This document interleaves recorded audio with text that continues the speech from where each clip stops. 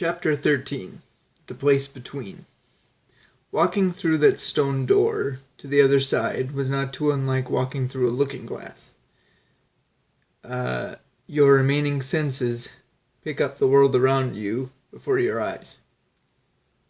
For example, the first scent of this new place that flirted with my nose was that of sweet cherry. While I found this odd, I would soon learn that this was just one on a list of peculiarities. After my vision adjusted accordingly, I realized that the tantalizing smell was coming from an abundance of beautiful pinkish white cherry blossoms that bordered the land. Further examination found a rickety cabin placed on a lonesome hill not too far from the entrance. Outside the cabin were some bipedal frogs standing at attention, holding spears as if guarding someone or something. I found some other frogs holding giant pepper grinders, leaving a trail behind as they walked the perimeter of the cabin. Curiously, this place was so unlike that in which Hatter described, but I figured the best thing to do was try to locate what I had come for. I came closer to the cabin, trying to get a lay of the land so that I could find something that matched the description that I had been given. However, doing this had instigated some trouble, because before I made it too far past the cabin, the guard frogs placed their spears in an X shape in front of me, forbidding me to pass. "Halt! Not another step," the frog on the left ordered as he pulled a long scroll out of his pocket. "Name, please," he asked in an uppity yet dignified tone. "I'm on a mission for the Queen," I responded before getting cut off. "Name, please," the frog insisted, a little more aggressively this time. "Alan Little," I answered with slight impatience. "But I'm here on behalf of Alan Little." The frog cut me off again, looking over his list. "Unfortunately, your name isn't on the list of names allowed here. State your business." Growing annoyed with my failed attempts at doing just that, I took a deep breath and answered, "The White Queen has sent me here to look for..." Interrupting yet again, the frog corrected, "All business conducted here must be discussed with and permitted by the Duchess." Puzzled by that name, of which I had never heard before, I decided to inquire, "And just who is this Duchess?" The frog that stood to the right fielded my question, answering in a deep, rumbling voice. "Why, she is the overseer of this place, of course. No one comes in or out without her knowing." I found it strange that a place like Wonderhaven needed an overseer, but avoiding further problems, I just responded, "Fair enough. Will you fetch her, please?" With that, the frog holding the scroll left his post and went into the cabin. It was both irritating and comical to have creatures of such small and delicate demeanors pose such an inconvenience. But seeing as how they appeared to be skirmish-ready, playing along was the wisest option. The remaining frog had his eyes fixed on me, not inviting me to make a move while his comrade was gone. It was in this absence, though, that he offered something interesting, almost directions. "Don't comment on the sneezing," he said, looking straight ahead. I failed to understand what he was referring to, but before I could dig deeper into it, the other frog returned to his post with the Duchess in tow. Not to be rude, but she didn't look like you and I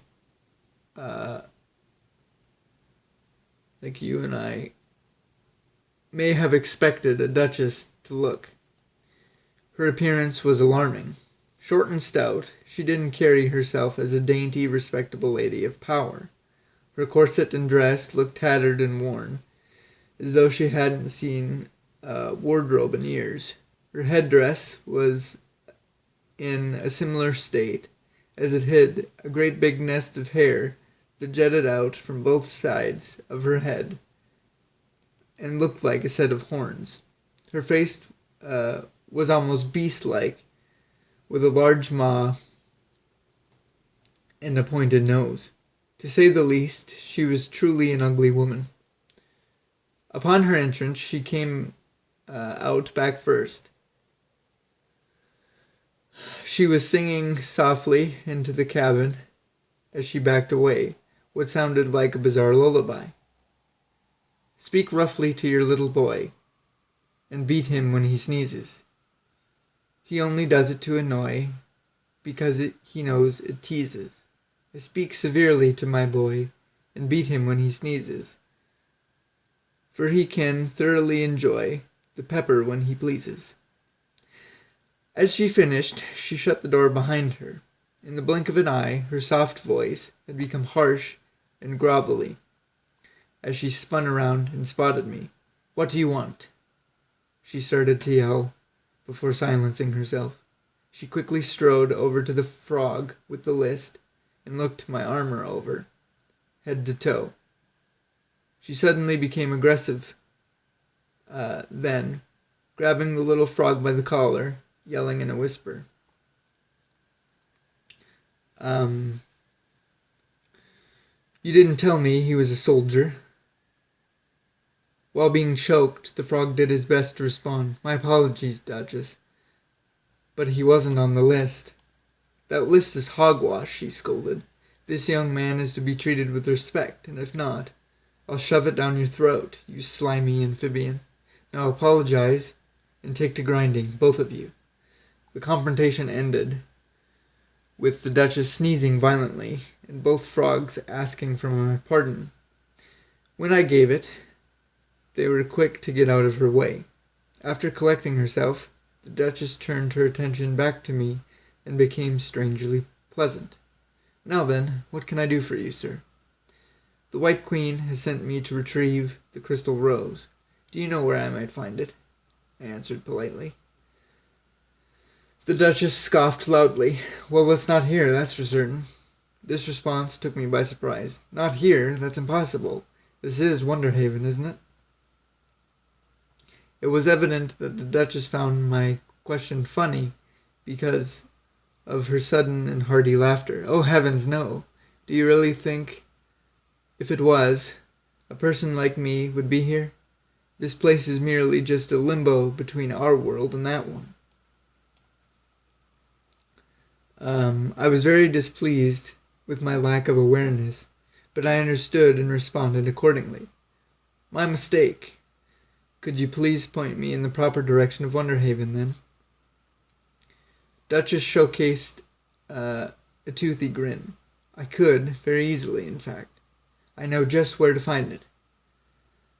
She went on, as she threw an arm around me. "But tell me first, what purpose does White have for sending someone like you to go chasing myths? Wonderland is in great danger." I answered sternly. "The crystal rose is the only hope we have of survival." Not too far into my explanation, Duchess saw fit to butt in. Quite the noble quest to fall on the shoulders of a grunt." Somewhat offended by my statement, I snapped back. "With all due respect, madam, I am no grunt. I am Alan Little, the slayer of the Red Queen." As fiercely as I bit back, she outdid me, becoming quickly agitated. "Do not speak that name to me, boy," she yelled, just before another sneezing fit took hold. "I beg your pardon," she said as she gathered herself.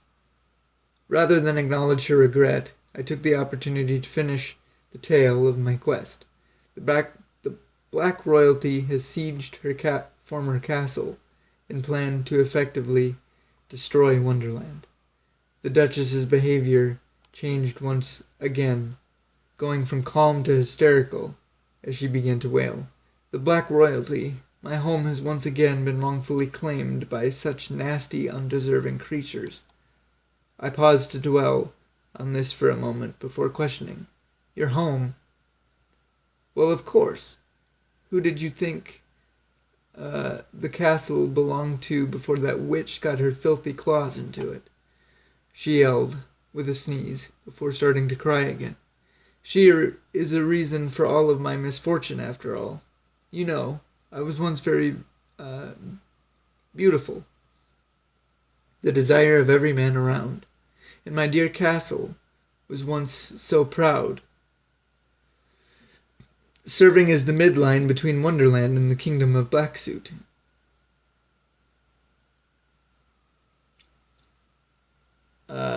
Don't mistake, I wasn't in charge of a lot, but I had enough to be happy.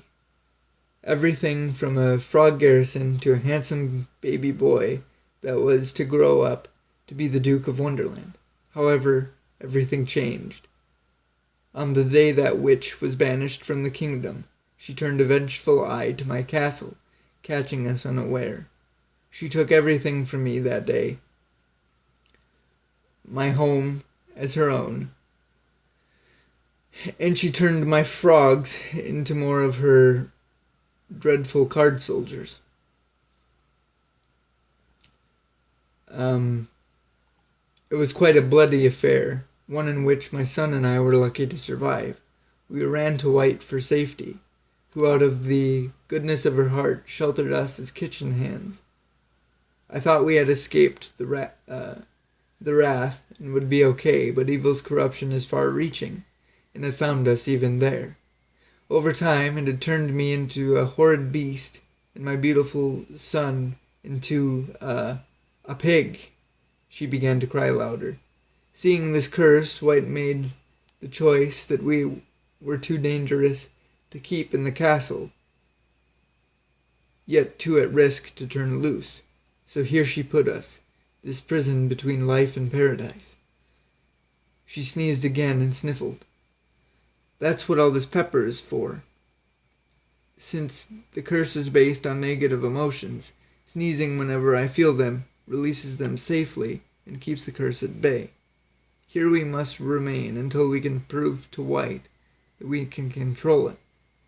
Sorrow filled my voice as I gave what I felt was an inadequate response. Your story is truly awful, and I couldn't be sorrier. But this is why you must help me find the real Wonderhaven, so that I can find the rose and purge this darkness from our world. Do you really think the Crystal Rose can combat such a force as the Black Royalty? She asked, wiping her eyes. It's our only chance, I said softly, but seriously. It is better to try and fail than to submit without trying at all. By now, all the sadness had left the Duchess's face as she spoke with a familiar, excited bossiness. I suppose you're right. I will take you to the entrance, but follow closely. There is no time to waste. Seconds after, I was being led over a small, unstable bridge just beyond the cabin. On the other side, we went down a dirt trail accompanied by a canopy of cherry blossoms. This continued until we reached the end, where it dispersed into a large open meadow. Here, on both sides, there were white and pink flowers that seemed to greet us as we went forward. At first, it was hard to comprehend what waited on the edge of this meadow, but as we came closer, I began to understand. It was a gravesite. Laid across a stone slab were 3 elegantly designed coffins. Behind them was a portrait mural of who was buried there. The King of Diamonds was on the left, the Queen of Hearts was on the right, and they were lovingly embracing their eldest daughter, who was between them. All of the things around me in that moment combined to create one of the most beautiful, picturesque scenes I have ever seen in my life. Seeing my astonishment toward the burial plot, the Duchess took the time to speak, taking a respectful tone as she did so. This is where she chose to lay her parents and sister to rest. You know, even with her death, I still find myself vengeful. Unsure how to comment, I brought her back to task. So, this is the true door? It is, she replied. I've never seen it myself because I don't have the key, but I've seen White walk this path many times. I think I may have just the thing we need, I said as I came closer to investigate. It wasn't until I took a closer look that I saw the full detail of the coffins. They were stone replicas of the people that were inside. For some reason, red startled me the most. She lay motionless, her icy eyes staring lifelessly up at the sky as if she was asking God for forgiveness for her past life. At the same time, as the coffin scared me, I found joy come over me as I looked into the eyes of her mural self. Her eyes here were warm and inviting. I could really see that this grave represented who she was, who she became, and I hoped who she'd become again after death. However, something was strange about the mural red. I spotted a red rose necklace around her neck, an exact match to White's. This must have been the keyhole the Duchess didn't have access to. I didn't hesitate to put White's necklace on Red's throat. It fit perfectly. Then, something very symbolic happened suddenly. The mural of Red and her family began to divide, the crack going down her face. The split caused one side of her face and her father to slide to the left, and her other side with her mother to slide oppositely. What this revealed was an open door, similar to the one in the bishop's library. I didn't look back at the Duchess to see her reaction, but I don't think she expected me to. Instead, she only called out, "Good luck, my boy," before I disappeared out of sight. Chapter 14. Wonderhaven. You should be warned, the details I share with you about Wonderhaven don't hold a candle to its true magnificence. The powerful tango that this place danced with my soul was as involuntary as it was unbelievable. I was very surprised to see that I wasn't too unlike the Wonderland I knew, except everything was crystallized in chrome. A pure and unrestrained light caused it all to gleam with unparalleled brilliance and beauty. The air hung stagnant with silence, but it wasn't the kind of empty, uneasy quiet that I was used to, rather a peaceful, fulfilling one. My inner self was soon at war with two very obvious facts. The first being that this was exactly where I needed to be. The rose was here, without question. And the second was that I never wanted to leave here. I never wanted to escape the light of this place. As overwhelmed as I was, my mind relentlessly focused on one thing, my friend Hatter. It was all here, just as he imagined it would be, and I couldn't help but wish he was here witnessing it with me. In fact, I remember muttering out loud, "I wish you could see this, my friend." In my hypnotized state, I wasn't quick to realize that I was standing in front of a small forest, with a path down the middle, and trees and bushes on each side. I recalled how nervous I felt standing in Wonderland's forest, unsure where to go and where it would lead. This time, however, was different. I felt no fear, only a lightness that I can't explain. It left me blissfully unaware that something or someone was close by, watching me. I probably would have never known if it wasn't for a twig snapping in the bushes. Startled, I whipped around to face them, sword drawn. "Who's there?" I shouted at the bushes, to which they responded by rustling. "Come out," I shouted again. A few more moments of rustling were followed by a soft, nervous voice calling out in reply, all right, I mean you no harm." As the owner of the voice stepped out of his hiding place, I was not expecting it to be a small white rabbit. He seemed to be very timid and jumpy, almost like the March Hare, but in a different way. He approached me with his black-tipped ears laid back in submission, looking afraid to make eye contact. He wore a dark blue jacket with an embroidered diamond on one shoulder and a heart on the other. Underneath that was an orange vest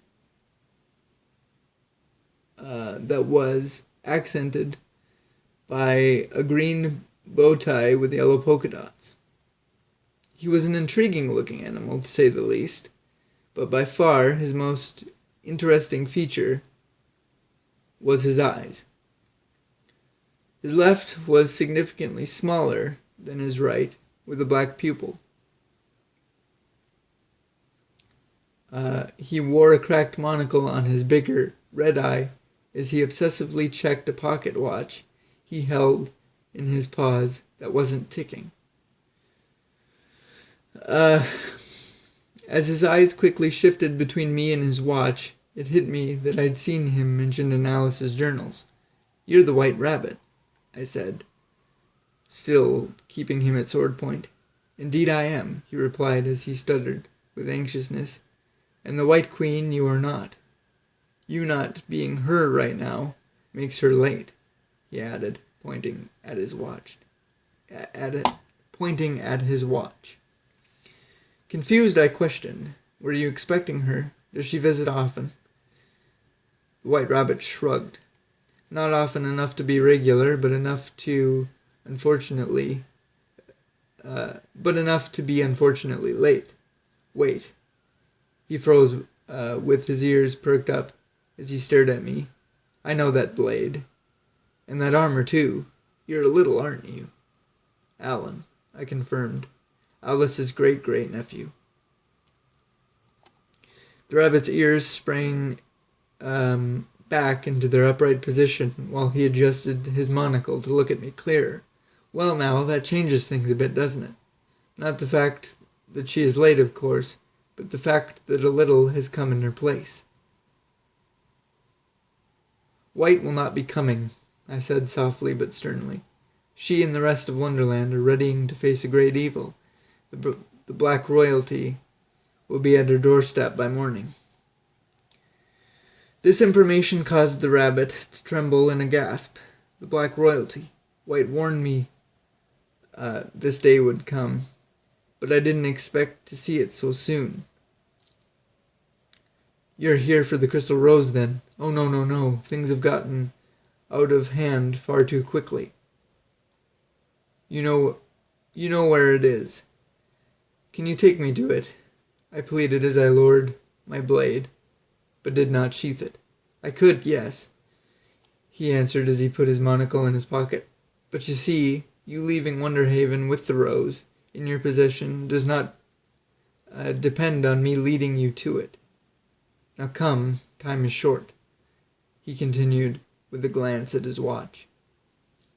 I raised my weapon back to a defensive position at the rabbit. "No, not yet. What do you mean by that?" I demanded. I could tell that the rabbit disapproved of my hesitation, but he wasn't in a position to argue with the vorpal blade pointed at him, so he explained. "You see, you are not part of the royal family, not of royal blood. That means that you must prove yourself to the rose. You must complete 3 trials that will test the purity of your body and heart Then, and only then, will you be able to take the rose from its resting place and into our world. I can take you to it, but the rest depends on you. Now please, we must hurry." Figuring I had wasted enough time, I put down my sword again and took a step forward to follow him. Just then I heard movement all around us. The rabbit froze in alertness, and in a concerned tone he muttered, "We're out of time." Keeping my head and sword on a swivel, I asked, "What is that?" Keeping his voice low, he replied, "Your first trial, the Bandersnatch. Nasty creatures, the only thing that rivals the Jabberwocky."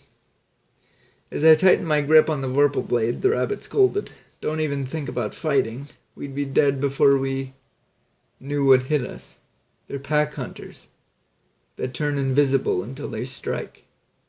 Feeling a bit uneasy now, I asked in a hushed but anxious voice, "Then what's the plan?" "Just down the path is a maze," he replied. "It's the best chance we have to lose them when the chase begins. They are fast, but keep up with me as best you can and don't look back." The next noise we heard was the snarl of the beast laying in wait. The chase was about to begin. Both predator and prey stood motionless and silent for a moment before the rabbit abruptly yelled, "Run."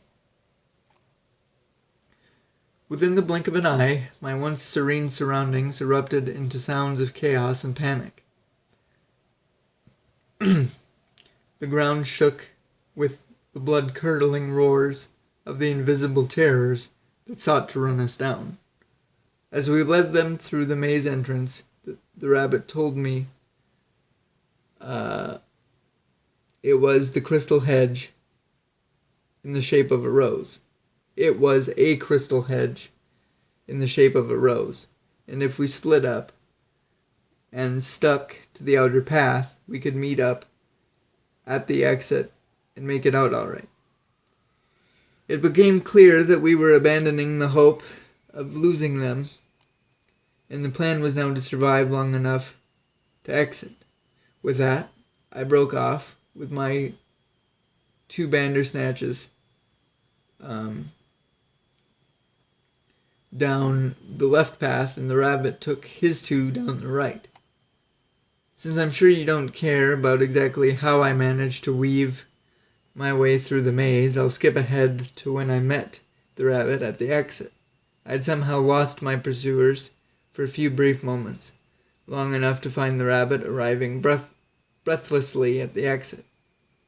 Calling out to him, he seemed to be relieved that I had made it successfully.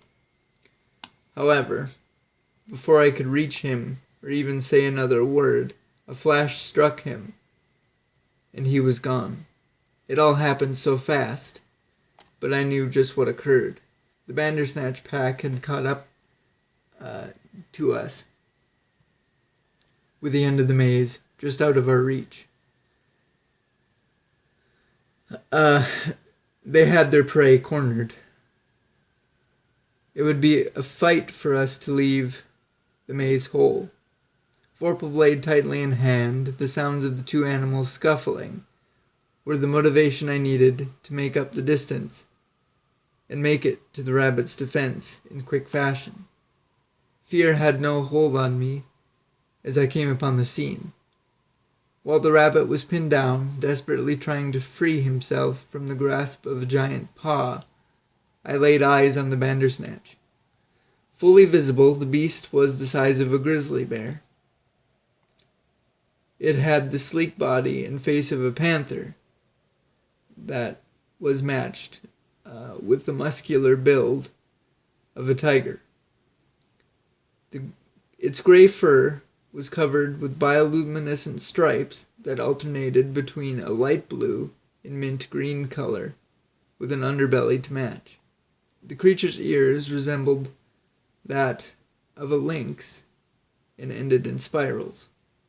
Watching its behavior, it almost seemed as if it was toying with the rabbit, holding him down with one paw one raptor-like claw. Holding him down with its paw, one raptor-like claw pressed into his back.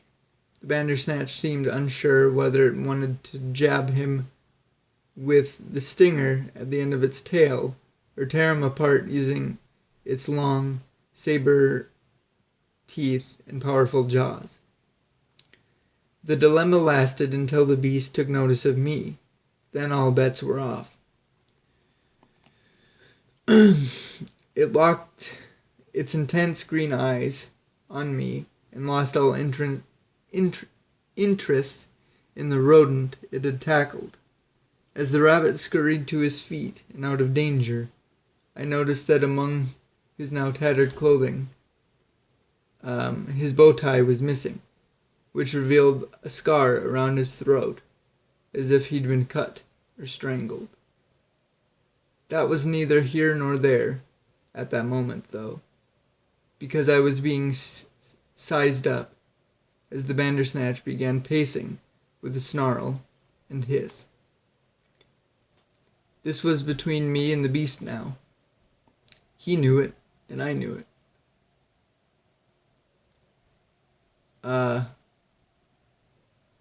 It didn't take long for things to kick off from that moment, because it was clear that the beast had no intention of toying with me. I was taken by surprise and knocked off my feet by a sudden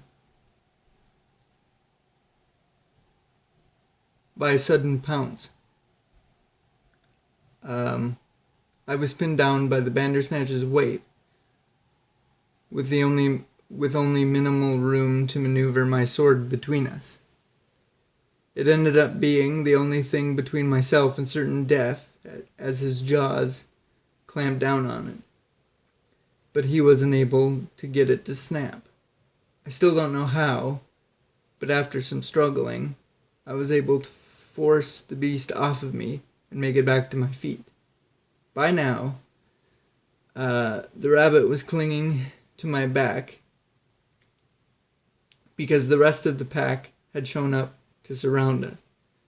3 sets of teeth, claws, and stingers blocking the way we had come, and one blocking the way we needed to go.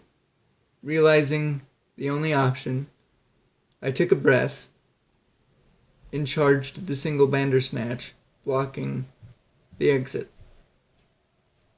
He and the others responded by doing the same, and the circle of roaring maws around the rabbit and I got smaller. The single Bandersnatch was the first to attack, with another powerful lunge, which I was able to duck and roll under. It all seemed to happen in slow motion, as the rabbit let go of my back, mid-roll, and landed feet first beside me. The altercation ended with the pack colliding in a fury of bites and swipes. This didn't seem to stall them for long, though, because they were all soon on our heels again as we exited the maze. The rabbit resumed the lead as we raced across a wide and barren crystal plain. "The lake! Get to the lake!" he yelled. Looking just ahead, I could see that we were closing in on the edge of the plain and what looked like the shore of the lake. Although it didn't look much like a lake, the water looked like chromed glass. This made me hesitant, but it wasn't until I saw the rabbit cross that I stopped dead in my tracks. Where one would expect the small animal to dive in and swim across, he just kept running, like a skipping stone, not even disturbing the surface of the mirror like water. Even when I stopped to process what I just saw, he stopped and stood on the water to scold, "Alan, there's no time." I knew he was right, so I gently placed a foot on the water to test the mystery. When I didn't fall through, I picked up the pace. Unfortunately, my actions had eaten up a lot of distance between us and the Bandersnatch pack. We were only a few yards from the shore when the rabbit saw them reaching it. "Quickly now, Alan, take your sword and plunge it into the water," he ordered. I took a millisecond to wonder how doing so would accomplish anything. But with a glance at my blade, I performed a spinning leap with the sword over my head. By this time, all 4 of our hunters had leapt from the shore in the hopes of nabbing us. The race was then on.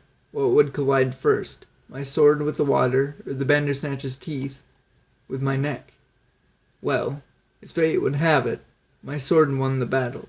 Just seconds before the latter event occurred, the thrust caused a ripple effect, and before I fell into reach of the beasts, a huge wall of glittering glass sprang up from the water, creating a barrier between us and our foes.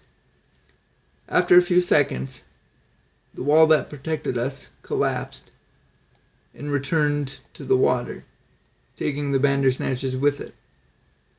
With no more danger imminent, I stumbled backwards, removing my sword from the water. The rabbit aided me to my feet soon after, and together we journeyed to the opposite shore. That's gonna wrap up this episode, guys. There's our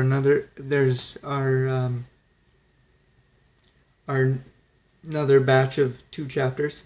I hope you enjoyed it, and we'll see you in the next episode.